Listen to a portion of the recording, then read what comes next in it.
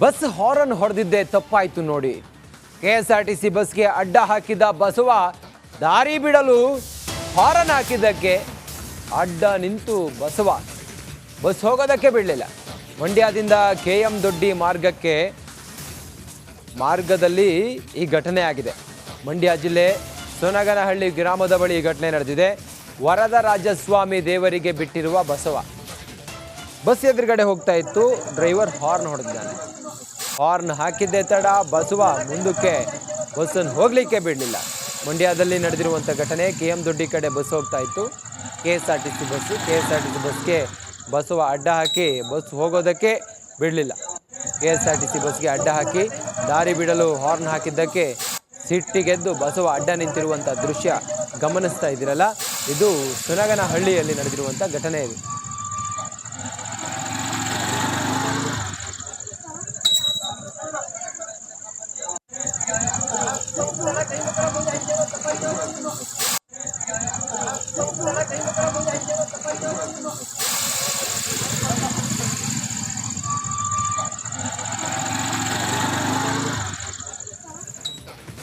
ವಾಲ್ಮೀಕಿ ನಿಗಮದಲ್ಲಿ ಭ್ರಷ್ಟಾಚಾರ ಕೇಸ್ಗೆ ಸಂಬಂಧಪಟ್ಟ ಹಾಗೆ ಕಾಂಗ್ರೆಸ್ ವಿರುದ್ಧ ಕೇಸರಿ ಪಡೆ ಬೀದಿಗಿಳಿದು ಪ್ರತಿಭಟನೆಯನ್ನು ಮಾಡ್ತಾ ಇದೆ.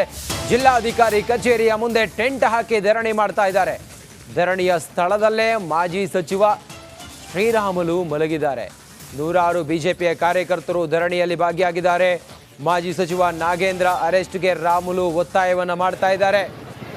ಶ್ರೀರಾಮುಲು ಧರಣಿಯ ಸ್ಥಳದಲ್ಲೇ ಮಲಗಿ ಪ್ರತಿಭಟನೆಯನ್ನು ಮಾಡುತ್ತಿರುವಂಥ ದೃಶ್ಯವನ್ನು ಗಮನಿಸ್ತಾ ಇದ್ದೀರಿ. ನಾಗೇಂದ್ರ ರಾಜೀನಾಮೆಗೆ ಬಿಗಿ ಪಟ್ಟು ಹಿಡಿದಿದ್ದಾರೆ.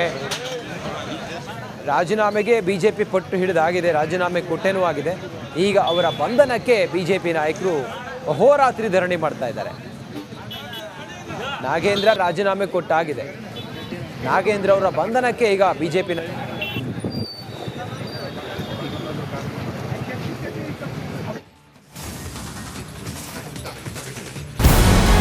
ನಮಸ್ಕಾರ.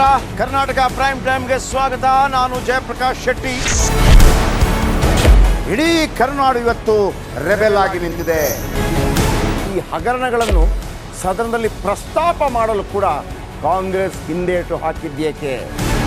ನಿಮ್ಗೆ ಸಂಬಳ ಅದಕ್ಕೆ, ನಿಮಗೆ ವಾಹನ ಅದಕ್ಕೆ, ನಿಮಗೆ ವೆಪನ್ ಅದಕ್ಕೆ, ನೀವು ಅದನ್ನು ಸೆರೆ ಹಿಡಿಬೇಕಾಗಿತ್ತು. ನೀವು ವಿದ್ಯುತ್ ಬರ ಇದೆ ಅಂತ ಹೇಳ್ತಾ ಇದ್ದೀರಿ, ಎಲ್ಲಿ ಬರ ಇದೆ ನೀವು ಹೇಳಬೇಕು. ಪಾಕಿಸ್ತಾನ್ ಆಕ್ಯುಪೈಡ್ ಕಾಶ್ಮೀರ್ ಅದು ಎಂದೆಂದಿಗೂ ನಮ್ಮದು. 40 ಮೆಷಿನ್ಗಳು ತಂದಿತ್ತು ನೋಟ್ ಎಣಿಸುವುದಕ್ಕೆ, ಅದೇ ಹಾಳಾಗಿದೆ. ಮಥುರಾದ ಗಲಾಟೆ ಇದೆಯಲ್ಲ, ಅದು ಸ್ಥಳೀಯವಾಗಿ ಕೂತು ಪರಿಹರಿಸಬಹುದಾದಂಥ ಕಾನೂನಿದೆ. ಗ್ಯಾರಂಟಿ ಯೋಜನೆಯಿಂದ ನಷ್ಟ ಆಗಿದೆ, ಲಾಭ ಆಗಿದೆ, ದಯವಿಟ್ಟು ಹೇಳಿ. Dawood Ibrahim most wanted criminal ಯಾವಾಗಾದ ಅಂದರೆ ಇಲ್ಲಿ ತನಕ ಭಾರತ ದೇಶದಲ್ಲಿ ಓರ್ವ ದಲಿತ ಪ್ರಧಾನಿಯಾದಂಥ ಇತಿಹಾಸವೇ ಇಲ್ಲ.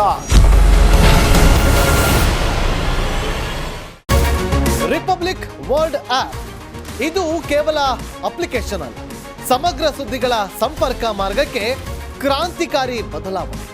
ರಿಪಬ್ಲಿಕ್ ವರ್ಲ್ಡ್ ಆಪ್ ಕೇವಲ ಸುದ್ದಿ ಅಪ್ಲಿಕೇಶನ್ ಅನ್ನ ಪರಿಚಯ ಮಾಡ್ತಾ ಇಲ್ಲ, ಬದಲಾಗಿ ಡಿಜಿಟಲ್ ಸುದ್ದಿ ಬಳಕೆಯ ಹೊಸ ಯುಗಕ್ಕೆ ನಾಂದಿ ಹಾಡ್ತಾ ಇದೆ. ಇದೊಂದು ಬ್ರೇಕಿಂಗ್ ನ್ಯೂಸ್, ಪ್ರಭಾವಶಾಲಿ ಕಾರ್ಯಕ್ರಮಗಳಿಗೆ ಗಟ್ಟಿಯಾದ ವೇದಿಕೆ. ರಿಪಬ್ಲಿಕ್ ವರ್ಲ್ಡ್ ಅಪ್ಲಿಕೇಶನ್ ಈಗ ಲೈವ್ ಆಗಿದೆ. ಗೂಗಲ್ ಪ್ಲೇ ಸ್ಟೋರ್ ಮತ್ತು ಆಪಲ್ ಆಪ್ ಸ್ಟೋರ್ ಎರಡರಲ್ಲೂ ಲಭ್ಯವಿದೆ. ಈಗಲೇ ಡೌನ್ಲೋಡ್ ಮಾಡಿ.